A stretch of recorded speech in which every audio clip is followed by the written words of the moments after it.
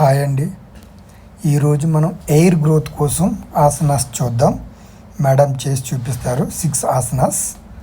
ఓకేనా. First one వృష్ట్రాసన.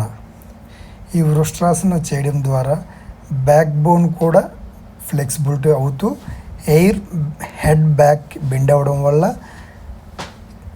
Air growth అయ్యే అవకాశం ఉంటుంది. అదేవిధంగా నెక్స్ట్ ఆసన శశంకాసన.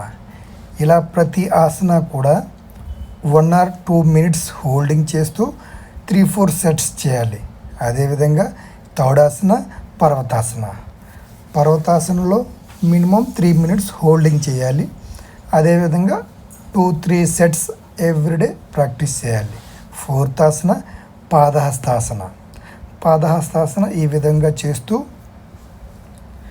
4-5 minutes హోల్డింగ్ చేసి ఉంచడం ద్వారా ఎయిర్ గ్రోత్తో పాటు లేడీస్కి పీసీఓడి ప్రాబ్లమ్స్ కూడా కంట్రోల్ అవుతుంది. అదేవిధంగా ఫిఫ్త్ ఆసన మత్స్యాసన. మత్స్యాసన చేయడం ద్వారా ఎయిర్ గ్రోత్తో పాటు థైరాయిడ్ ప్రాబ్లం కూడా కంట్రోల్ అయ్యే అవకాశం ఉంటుంది. అదేవిధంగా సిక్స్త్ ఆసన శీర్షాసన. ఈ శీర్షాసనం అనేది బాగా సీనియర్స్ అయితే చేయగలరు, బిగినర్స్ చేయలేరు. సో వాళ్ళు చేయకుండా ఈ 5 ఆసనాస్ ఎవ్రీడే ప్రాక్టీస్ చేయడం ద్వారా ఎయిర్ గ్రోత్ బాగా మీకు తెలుస్తుంది.